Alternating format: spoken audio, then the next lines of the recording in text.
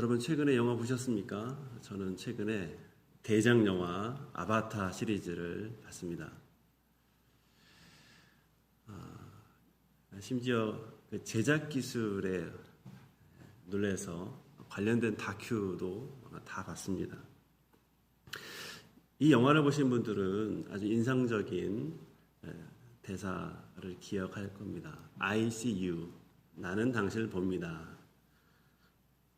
당신이 어떤 사람인지, 당신의 마음에 무엇이 담겨 있는지, 그리고 당신의 과거, 아픔, 그 삶까지 저는 당신과 나누기를 원합니다. 라는 그런 뜻을 담겨 있는 말입니다. 생각해보면 우리도 누군가에게 그렇게 보이고 싶어 하지요.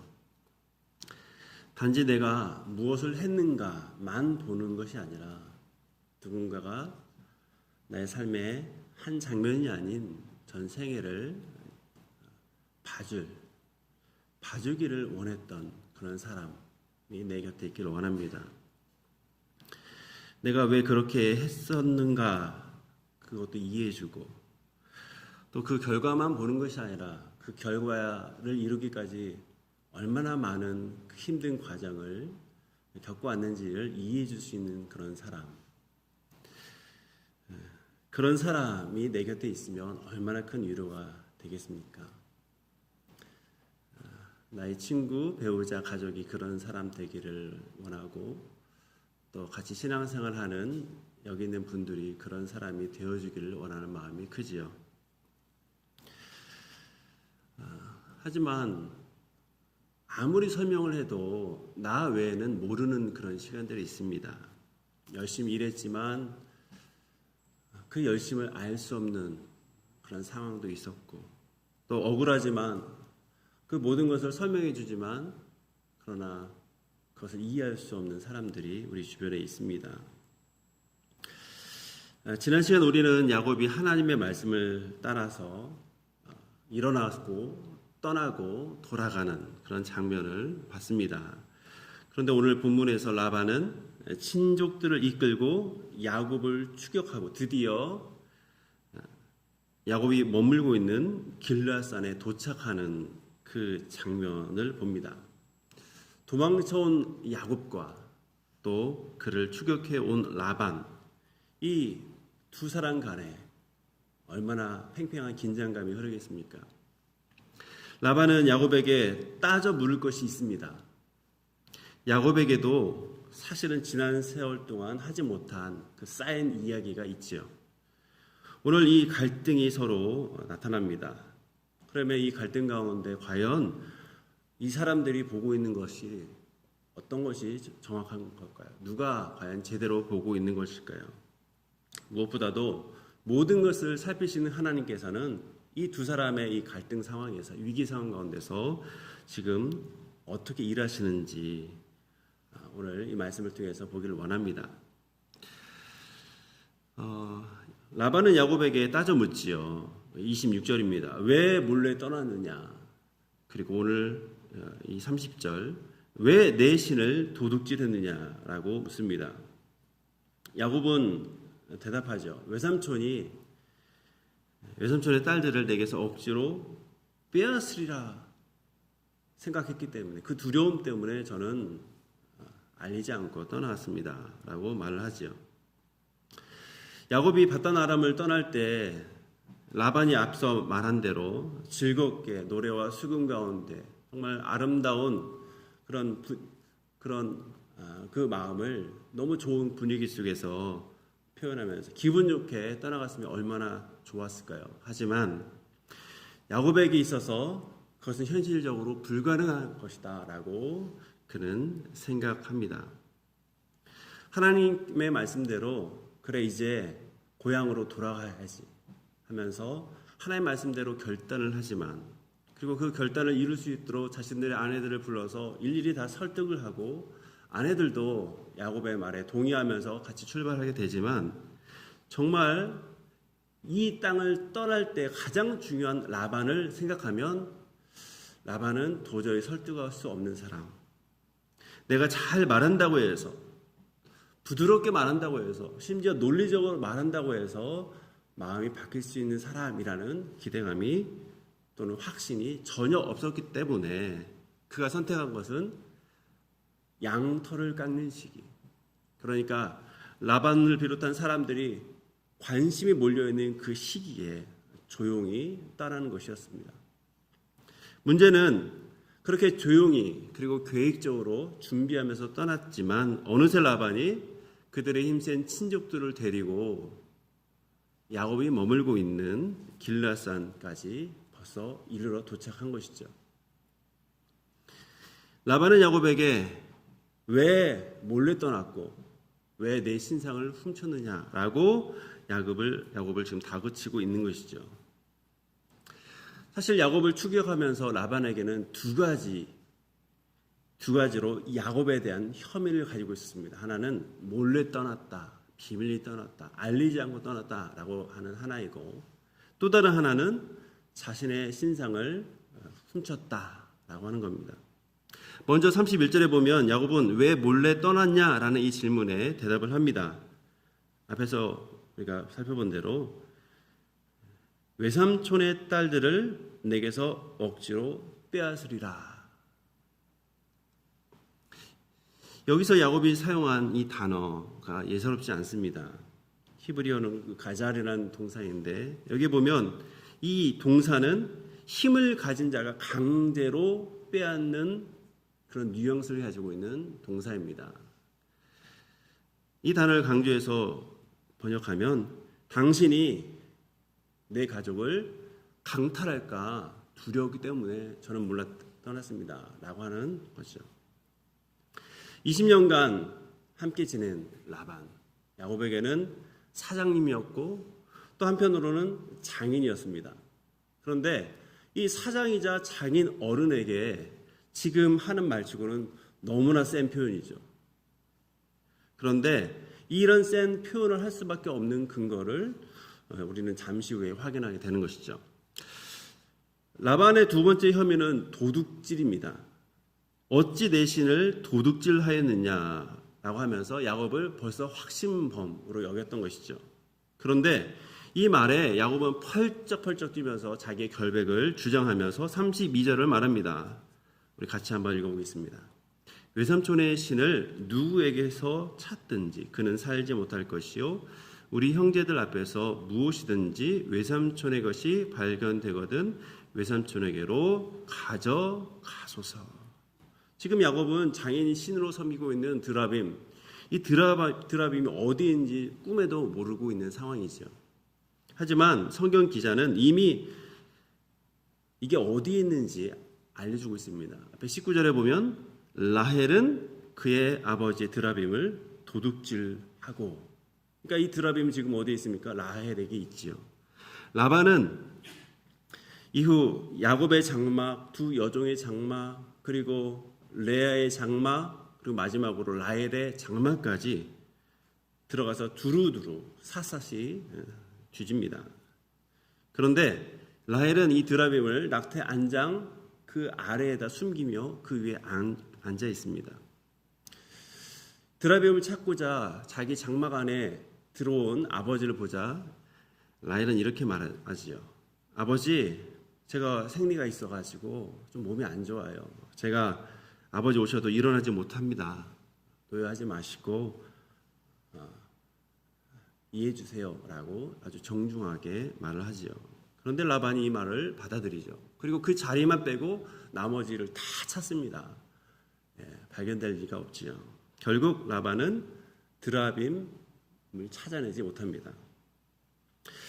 여기서 우리는 드라빔이란 낯선 물건을 우리 처음 듣게 되죠. 라반은 이것을 앞에 30절에 보면 내 신이라고 부릅니다. 드라빔은 가정 신상이죠. 그 크기는 손에 쥐어지는 작은 것에서 한쪽 벽에 크게 세워질 만한 것들도 있습니다. 고대 근동에서 이런 가정 신상은 단순한 장식물을 넘어서 그 가정의 종교와 아주 밀접한 그런 신상이었습니다. 특별히 이것을 통해서 우리 가문의 보호, 번성을 기대를 했습니다.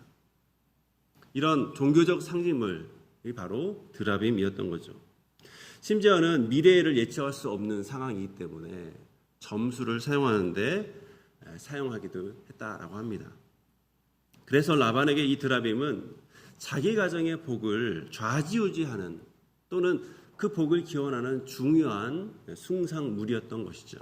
그런데 지금 바로 이 장면이 사실 라반이 가지고 있는 라반의 신앙의 모순점을 보여주고 있습니다. 라반은 내 신들 신이라고 이 드라빔을 부릅니다. 그런데 이 신이 사실 사람에게서 훔쳐지는 거죠. 또 짐 안에 감춰집니다. 그리고 아무리 찾으려고 해도 누군가의 행동에 의해서 발견되지 않는 그런 물건에 불과하는 거죠. 자신과 자신의 가문을 보호해줄 그런 신으로 여겼지만 정작 라반은 그 감춰진 신, 탈취된 신, 이것을 찾기 위해서 이곳저곳 돌아다니는 그런 모습을 보게 됩니다. 그런데 이와 반대되는 모습이 있죠. 바로 야곱의 하나님이시죠. 라반이 야곱의 하나님을 찾아간 것이 아니죠. 그런데 24절에 보면 하나님께서 밤에 이 아람 사람 라반에게 꿈으로 현몽하시면서 찾아오십니다. 그리고 그 이유는 분노하면서 야곱을 향해서 추격하는 그 라반의 마음을 바꾸시기 위함이죠. 자신의 언약 백성 야곱을 지키시기 위해서 라반에게 꿈으로 나타나신 그런 모습을 볼 수 있습니다. 라반은 자신이 가지고 있는 이 가정 신상의 드라빔과 같은 것을 내가 소유하고 또 이것을 가지고 있고 그것에 정성을 다해야 우리 가문이 번영하고 또 지속 가능하다라고 그렇게 생각합니다. 하지만 야곱의 하나님은 오히려 하나님이 사람을 소유하고 그 하나님이 사람을 지키심을 지금 보여주고 있습니다. 특별히 아브라함과 이삭과 야곱과 같은 언약 백성의 삶을 통해서 하나님이 그의 백성을 소유할 때 그 백성이 보호되고 지켜진다라는 것을 우리에게 알려주고 있죠. 물론 라반이 하나님에 대해서 특히 여호와라고 하는 이름의 하나님에 대해서 전혀 모르는 것은 아닙니다.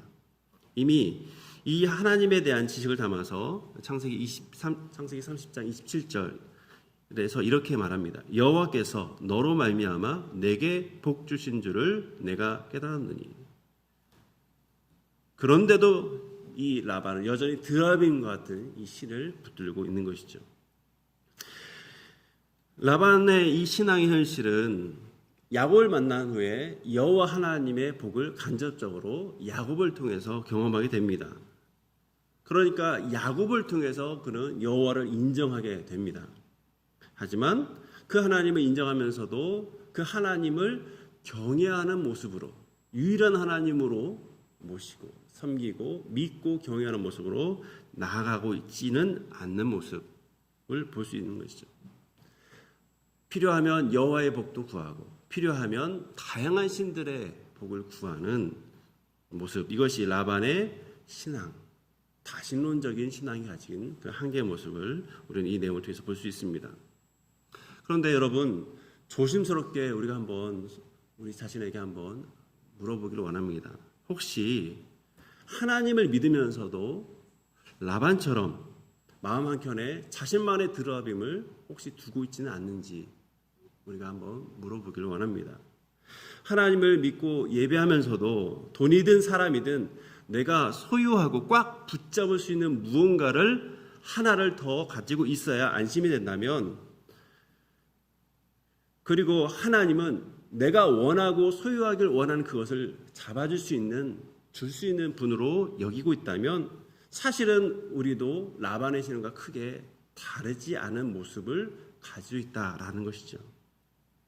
작고 소박해 보여도 그것 없이는 불안하고 그것 없이는 인생 살 맛이 없다면, 그러나 그것이 바로 우리 안에 있는 드라빔일 수 있다는 사실 우리는 명심해야 되는 것이죠.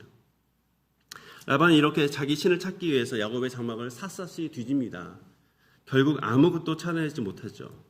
그런데 이제 상황이 바뀝니다. 이 상황은 누가 드라빔을 훔쳤는가라는 이 문제에서 지난 20년 동안 누가 누구에게 부당하게 행했는가라는 더 큰 문제 제기로 진행이 됩니다. 그것이 36절이죠. 야곱이 라반을 향해서 분노하며 되묻죠. 36절 우리 같이 읽겠습니다. 야곱이 노하여 라반을 책망할세. 야곱이 라반에게 대답하여 이르되 내 허물이 무엇이니까 무슨 죄가 있기에 외삼촌께서 내 뒤를 급히 추격하나이까. 내가 과연 어떤 허물이 있길래 무슨 죄가 있길래 나를 이렇게 추격했습니까? 라고 묻습니다. 그러면서 요구하죠. 그것이 37절입니다. 외삼촌께서 내 물건을 다 뒤져보셨으니 외삼촌의 집안 물건 중에서 무엇을 찾아내었나이까. 여기 내 형제와 외삼촌의 형제 앞에 그것을 두십시오 라고 말합니다. 여기서 형제는 야곱의 형제가 아닙니다. 이 형제는 지금 야곱의 형제는 이곳에 없죠. 그래서 이 형제는 함께한 친족 또는 동행자들을 가리키는 넓은 표현으로 쓰입니다. 그 물건을 지금 사람들 앞에 형제들 앞에서 두고 우리 둘 사이를 판단하게 하소서라고 말합니다. 판단하게 하소서라고 할 때 이 히브리어 야카흐는 시비를 가리고 옳고 그름을 밝힌다라는 뜻입니다. 그러니까 지금 이 상황에서 사람들 앞에서 한번 시시비비를 한번 가립시다. 누가 잘못했는지 한번 명확하게 한번 판단하게 합시다라고 제안을 하는 거죠. 그런데 야곱이 여기에 그치지 않습니다. 지난 20년 동안 라반 그리고 라반의 양떼를 위한 자신의 고난과 수고에 대해서 계속 말하기 시작합니다. 그것이 38절에서 39절의 내용입니다. 암양이 낙태하지 않도록 내가 지켰습니다. 순양을 잡아먹지 않도록 내가 했습니다. 짐승에게 혹시 찢긴 손에 그거 내 것으로 되갚았습니다. 라고 말합니다. 그리고 낮에는 더위와 밤에는 추위를 무릅쓰고 그 잠 못 이루는 밤을 지내면서 외삼촌을 위해서 힘썼습니다. 라고 열변을 토해내고 있죠. 그런데 여기서 이 야곱의 항변이 라반의 목축을 위한 열심과 수고로만 끝나지 않습니다. 나를 꽉 찬 손을, 그러니까 많은 재산들을 가지고 고향으로 돌려보낼 수 있도록 지금 눈앞에 있는 외삼촌의 행동을 막게 하시는 그 여호와 하나님의 함께 하심에 대한 고백으로 맺는 거죠. 그것이 42절입니다. 우리 아버지 하나님 아브라함의 하나님 곧 이삭이 경외하는 이가 나와 함께 계시지 아니하셨더라면 외삼촌께서 이제 나를 빈손으로 돌려보냈으리다 라고 말합니다. 내가 열심히 일했기 때문에 여기까지 왔다라고 말하지 않고 자신의 삶을 빈곤하게 하지 않고 지금 많은 자녀들, 아내들, 재산들을 가지고 돌아갈 수 있게 한 것은 자기의 성실함이 아니라 바로 하나님이셨다. 하나님 나와 함께 하셨기 때문이다 라고 말을 하고 있는 거죠. 12절에 보면 꿈을 통해서 야곱에게 야곱 너의 가축의 번성 그게 너의 성실함 때문이 아니라 너의 목축 기술이 아니라 그 하나님이 주도하신 것이다 라는 것을 이 꿈을 통해서 알려주신 하나님께서 야곱에게 또한 네가 라반이 내게 행한 모든 것을 보았다라고 말씀해 주시는 거죠. 하나님께서 꿈을 통해서 라반이 너에게 한 일을 다른 사람은 모르겠지만 내가 다 안다, 보았다라고 말씀해 주시죠. 그런데 오늘 이 야곱은 그 말씀을 자신의 신앙 고백으로 바꾸면서 말합니다. 그것이 42절이에요. 하나님이 내 고난과 내 손의 수고를 보셨습니다. 라고 합니다. 하나님께서 내가 보았다라고 말씀하셨던 거 가지고 이제 그것을 가지고 야곱의 입술에서 하나님이 나를 보셨습니다. 라고 고백을 하는 거죠. 여러분 하나님이 보셨다라고 하는 이 말씀에 대한 체험이 자신의 신앙 고백이 되어가는 모습 여러분 이것이 아주 중요한 부분입니다. 여러분 체험적 신앙은 다른 것이 아니에요. 그것은 하나님이 나를 보시는 방식으로 내 자신이 나를 보는 겁니다. 그것이 체험적 신앙인 것이죠. 우리는 체험적 신앙을 뭔가 특별한 어떤 경험을 통해서 하나님을 체험하는 것이라고 생각하지만 하나님이 나를 어떻게 보시는가, 그리고 그 하나님께서 나를 지켜보셨다는 것을 내가 믿고 받아들이는 것이 바로 체험적 신앙이라는 것을 여러분 기억하셔야 됩니다. 바라기는 이곳에 있는 많은 분들이 이 체험적 신앙인이 되기를 원합니다. 성경에 있는 그 하나님이 그 성경의 인물들에게, 언약의 백성들에게 말씀하셨던 그 하나님이 나에게도 나의 삶을 통해서 이렇게 역사하신구나 라고 하는 것을 고백하는 체험적 신앙 고백, 그것이 여기에 있는 모든 분들에게 있기를 바랍니다. 그리고 이 지점에서 37절 그리고 42절이 연결되죠. 앞에서 말씀드린 37절에 판단하다 그리고 42절에 책망하다 하는 것은 이 아카흐 같은 어근에서 나오는 말입니다. 앞서 야곱은 사람들에게 우리 사이를 판단하게 하소서, 뭘로요? 야곱, 그 라반이 원했던 그 신상이 있는지 없는지를 통해서 우리 사이를 판단해, 옳고 그름을 그 시시비를 가리게 하소서라고 요청을 했습니다. 그런데 이 판단, 이 범위가 계속 넓어집니다. 단순히 야곱이 드라빔을 훔쳤냐 안 훔쳤냐라고 멈추지 않고 그동안 라반을 향해서 자신이 어떻게 섬겼는지, 그리고 어떤 손해와 부담을 감당했는지에 대해서 이야기로 계속 확장이 되는 거죠. 그리고 야곱은 42장 마지막 부분에서 하나님이 내 고난과 내 수고를 보시고 어젯밤에 외삼촌을 책망했다, 판단했다라고 말씀하신 거죠.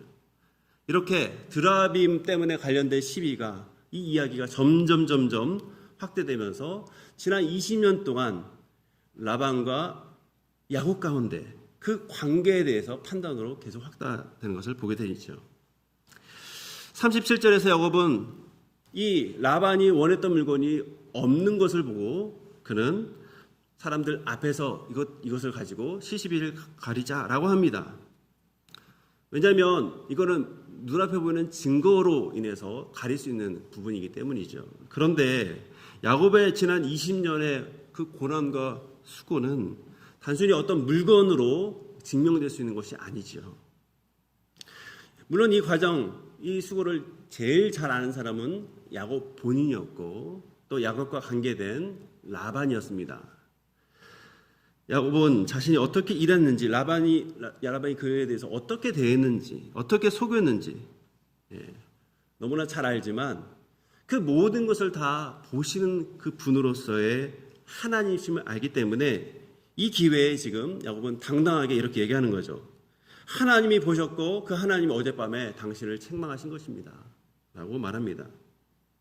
여러분, 이게 얼마나 대단한 역전의 상황입니까? 야곱은 그동안 의뢰 상황이었어요. 갑이 갑질을 해도 당할 수밖에 없는 그런 상황이었습니다.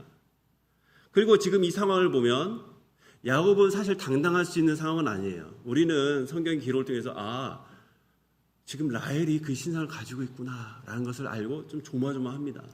그런데 야곱은 그걸 알지 못한 채 너무나 당당해하는 거죠. 그런데도 불구하고 묘하게 이 두 사람 사이가 이 일을 계기로 역전이 됩니다. 그리고 야곱은 오히려 라반을 책망하게 되는 거죠.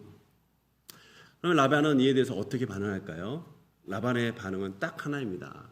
우리 언약을 세우자라는 것이죠. 43절입니다. 우리 같이 읽도록 하겠습니다. 라반이 야곱에게 대답하여 이르되 딸들은 내 딸이요 자식들은 내 자식이요 양떼는 내 양떼요 내가 보는 것은 다 내 것이라. 내가 오늘 내 딸들과 그들이 낳은 자식들에게 무엇을 하겠느냐. 여러분, 라반이 자신의 소유로 치는 것들이 뭐가 있습니까? 내 딸, 내 자식, 내 양떼, 내가 보는 모든 것 다 내 것이다 라고 말을 하지요. 다 내 것입니다. 라반에게는 다 내 것이에요. 앞에 있는 야곱이 지금 데리고 있는 사람, 야곱이 취하고 있는 재산 다 내 것이다 라고 생각을 하고 있죠. 그래서 우리가 이 내용을 통해서 야곱이 했던 말 31절, 외삼촌이 외삼촌의 딸들을 내게서 억지로 빼앗으리라 하며 두려워하는 그 심정이 이해가 되는 거죠. 야곱의 두려움은 전혀 근거가 없는 게 아닙니다. 이미 라반의 집을 떠났지만 라반은 지금도 여전히 자신의 영향력 아래 자신의 딸들과 그 재산까지 있다라고 생각하고 있죠. 그러니까 라반의 입장에서 야곱의 갑작스러운 이 귀환은 그저 우리 사위가 이제 시간이 돼서 고향으로 가는구나, 나 몰래 가는구나 라고 하는 것에 그치지 않고 내 것이라 여겼던 모든 사람들, 내 것이라 여겼던 모든 것들을 지금 야곱이 탈취해서 가져간다라고 생각하는 거죠. 이것은 라반뿐만 아니라 이전에 라반의 아들들도 생각했던 부분입니다. 라반은 야곱도 떠나고 딸들도 떠나고 재산도 다 떠나고 양떼들도 떠나고 그리고 자신이 의지했던 이 드라빔조차 지금 눈에 보이지 않자 너무나 힘들어하는 거죠.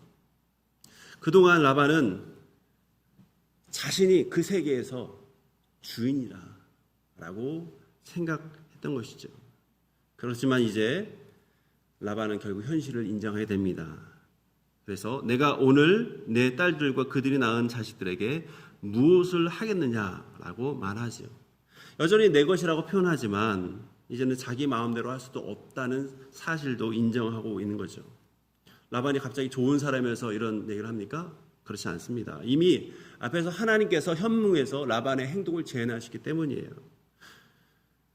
라반은 또한 그 야곱의 하나님이 실제로 야곱의 하나님으로서 얼마나 그를 지키셨는지를 경험했고 그는 간접적으로 이 부를 누려왔기 때문에 하나님의 말씀을 무시할 수 없는 상황인 것이죠.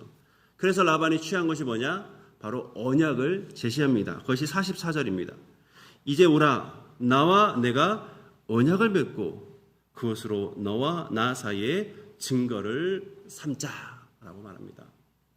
여러분, 우리가 봐왔던 것처럼 아브라함과 이삭이 하나님의 놀라운 은혜 가운데 큰 재산을 이루고 사람들에게 무시할 수 없는 존재가 되자 그 주변에 있는 사람들이 그를 향해서 언약을 맺자라고 제안했던 거 여러분 기억나시죠? 블레셋의 지도자 아비멜렉이 이 이삭과 아브라함에게 찾아가서 우리 한번 언약을 맺자라고 말합니다. 이렇게 하나님께서 언약 백성으로 만든 이 족장들이 하나님의 보호 아래에서 성장하고 또 그 가문이 점점 거대해지자 이 사람 함부로 대할 사람이 아니구나, 언약을 맺어야 될 사람이구나라고 그 주변 사람들이 그렇게 받아들였던 것이죠. 지금 라반의 경우에도 비슷합니다. 20년 전 야곱은 빈손으로 라반에게 도착한 사람에 불과했습니다. 그런데 지금은 많은 가축과 또 재산과 또 가문을 이루는 그런 자녀들도 많은 상태인 것이죠. 무엇보다도 라반은 이 지난 20년간의 그 과정을 통해서 야곱의 하나님이 그를 지키시고 계신다라는 사실을 경험하고 있는 것이죠. 그래서 이 언약의 내용을 두 가지를 넣습니다. 첫 번째는 50절입니다. 라반은 야곱에게 자신의 딸들을 박대하지 말라, 다른 아내들을 맞이하지 말라라고 요구를 합니다. 장인으로서 자신의 딸들을 보호하기 위한 제안이죠. 그런데 여기에 멈추지 않고 두 번째 제안을 합니다. 서로를 해치지 않기 위해서 지금 이곳을 경계로 두자. 여기서 언약을 세우고 언약의 돌무더기를 세우는데 이 경계를 서로 넘어가지 말자라고 제안을 하지요. 그것이 52절입니다. 이것은 결국 서로에게 불거침 조약, 서로를 해하지 말자라는 그런 의도에서 하는 약속이죠. 지금까지 라반은 야곱을 추격하며 유업을 해왔지요. 하지만 라반이 야곱에게 너도 이 경계를 넘어서 나에게 오지 말라라고 약속하라라고 얘기를 합니다. 관계가 달라진 거죠. 역전된 것입니다. 야곱은 더 이상 라반이 마음대로 할 수 있는 존재가 아니었던 것이죠. 라반이 붙잡아 둬야 될 그 대상이 아니라 그 능력, 그 배경에 하나님이 계시기 때문에 이 사람 나에게 위협이 될 수 있는 존재구나 라고 하면서 언약을 맺어서 나에게 위협이 되지 않도록 그렇게 해야 될 상황인 것을 그는 깨닫고 이 언약을 지금 체결하자라고 제안을 합니다. 야곱은 이 제안을 받아들여서 돌을 기둥으로 세우고 또 친척들과 함께 돌 무더기를 쌓게 됩니다. 그리고 그 곁에서 함께 먹습니다. 그것이 45절 46절의 내용이죠. 고대 언약에서 항상 언약 체결할 때 서로 밥을 같이 먹는 것, 이건 중요한 의식 중에 하나였던 것이죠. 그리고 라반은 그 돌 무더기를 그의 언어 아람으로 여갈 사두다라고 부릅니다. 야곱의 언어인 히브리어로 갈렛이라고 부르죠. 둘 다 증거의 무더기라는 뜻입니다. 그런데 여기서 라반은 특별히 또 다른 이름을 붙입니다. 그것이 바로 우리에게 익숙한 미스바라는 말입니다. 우리 49절 같이 읽겠습니다. 또 미스바라 하였으니 이는 그의 말에 우리가 서로 떠나 있을 때 여호와께서 나와 너 사이를 살피시옵소서 함이라. 여러분, 우리가 이 내용을 보면 흔히 멀리 떨어지게 될 사람을 앞두고 마지막 어떤 페어웰, 그러니까 이제 환송하면서 뭐 따뜻한 축복을 하고 또 작별 인사를 하는 것처럼 생각하기 쉽지만 사실 우리가 앞에서 살펴본 것처럼 이 분위기는 매우 경직된 분위기입니다. 두 사람은 서로 신뢰하지 못하는 상황이에요. 라반의 말도 세지만 그에 반응하는 야곱의 말은 더 셉니다. 그리고 심지어 라반은 자신의 신상에 기대고 있지만 야곱은 언약의 하나님께 기대고 있어요. 라반은 지금 야곱이 자신의 딸들을 장래 어떻게 대할지 볼 수 없는 상황이 있죠. 야곱도 라반이 그 약속을 지킬지 볼 수 없는 그런 상황입니다. 그런데 이 상황에서 이들이 이 언약을 통해서 사람의 눈으로는 볼 수 없지만 하나님의 눈은 모든 것을 다 볼 수 있기 때문에 사람의 눈이 미치지 않는 그곳에서도 하나님의 눈을 의식하면서 우리 언약하자라고 말을 하고 있는 것이죠. 분명 라반의 말은 첫 번째 그 딸을 보호하는 의도가 있고 두 번째 그 경계를 넘어오지 말라는 말로써 자신을 보호하려는 의도가 다분히 있습니다. 그런데 결국 이 내용 전체를 보면 내가 보지 못하는 곳에 야곱의 하나님이 보시는구나 라고 하는 것을 전제한다는 것을 알 수 있는 것이죠. 이렇게 이 돌무더기는 언약의 근거가 되고 또 서로가 서로를 침범하지 않는 경계석이 됩니다. 참 긴 내용이었지만 오늘 이 내용을 통해서 사실상 라반에게 하나님께서 이렇게 말씀하신 것이다 라고 할 수 있습니다. 여기까지다 라고 말씀하시는 거죠. 라반, 너 야곱에 대한 영향력 지금까지 잘 발휘해왔지.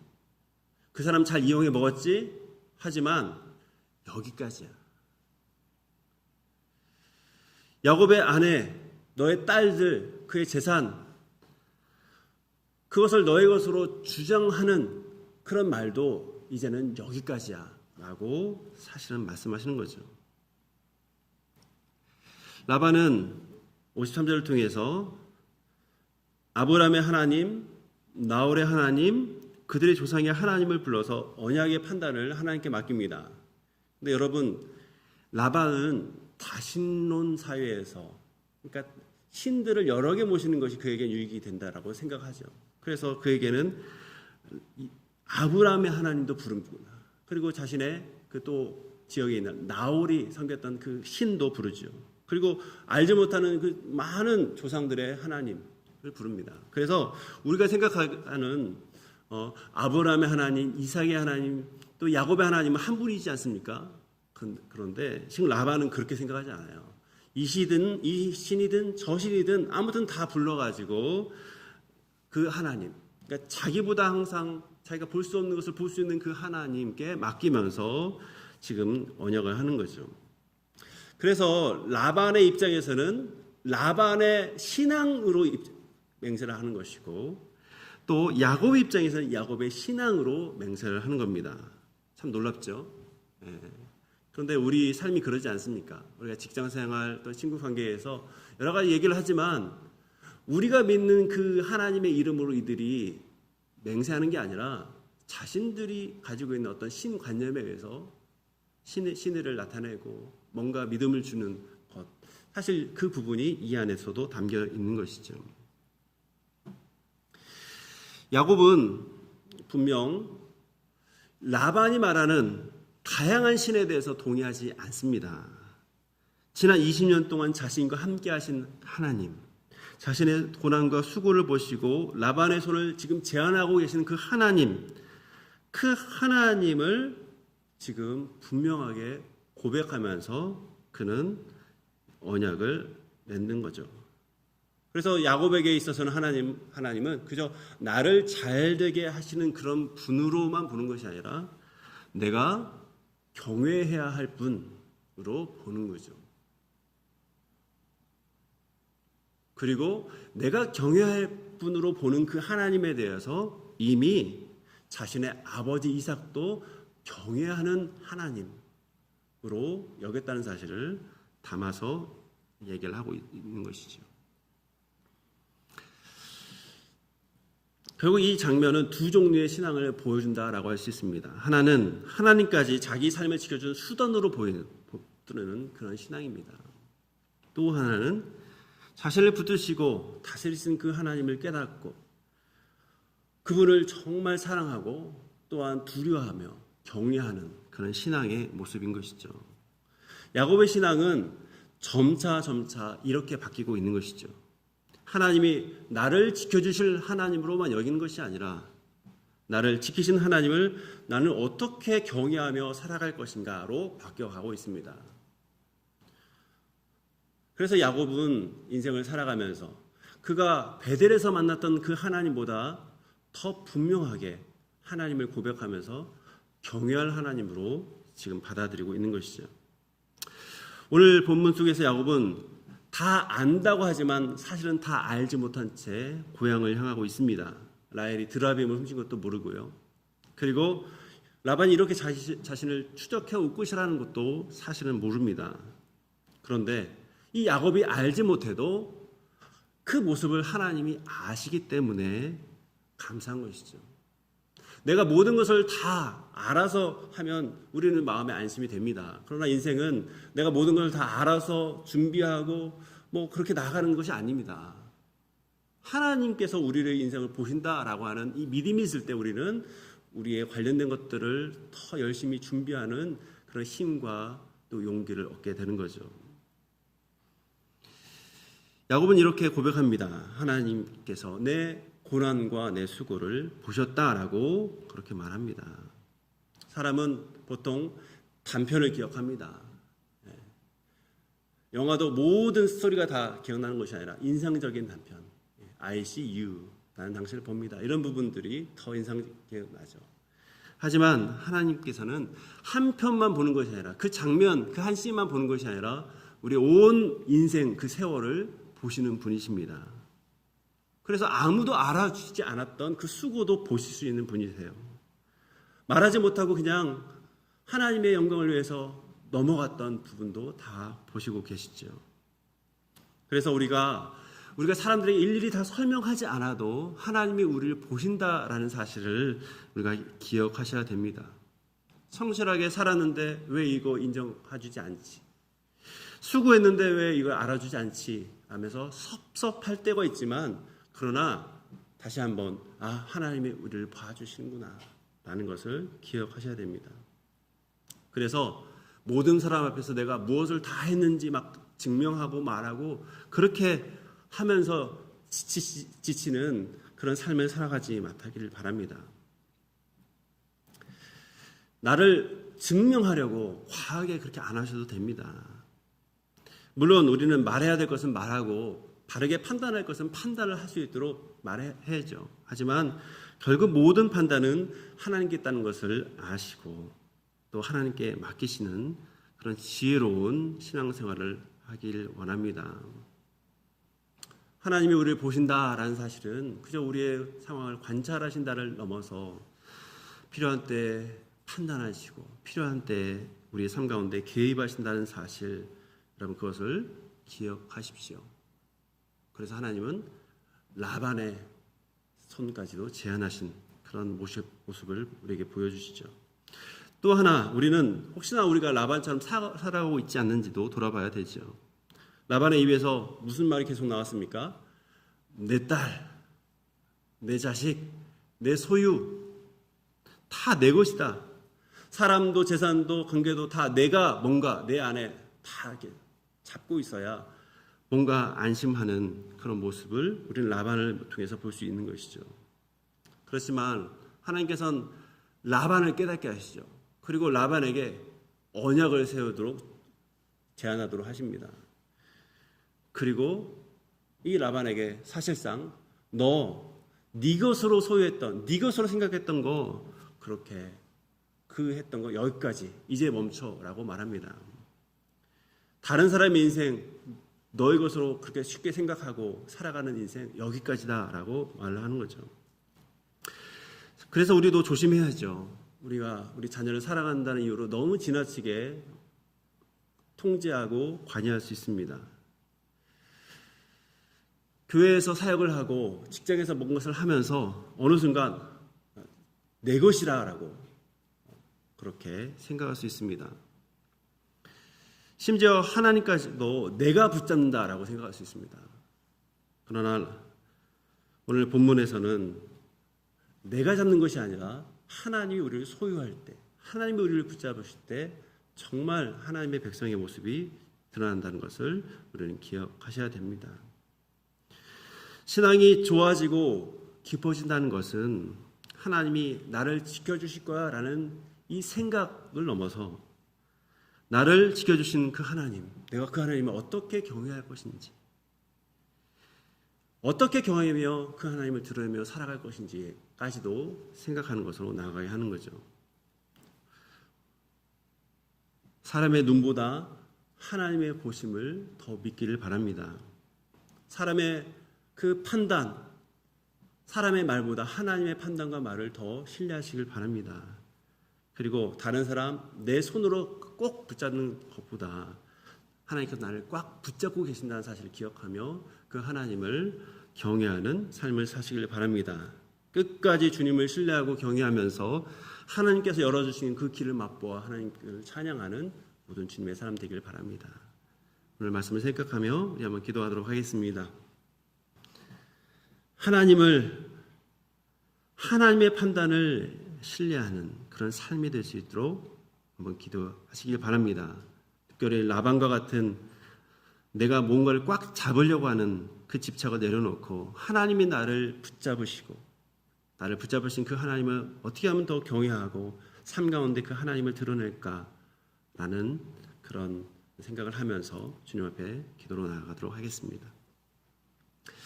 하나님 아버지, 주님 감사합니다. 사람의 눈으로는 다 확인될 수 없는 우리의 지난 과거들, 우리의 수고들, 우리의 고통들, 우리가 또 잘해왔던 것들, 그 모든 것을 하나님께서 온전히 다 보고 계시고 우리를 이끌어 가시는 것을 신뢰하는 주님의 사람 되길 원합니다.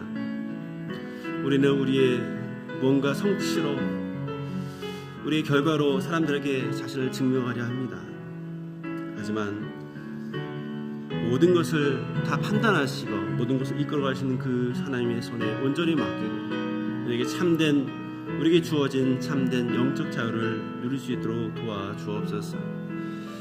주님, 내 것이다 라고 여기면서 내 힘으로 살아갔던 우리의 힘을 빼게 하여 주옵소서.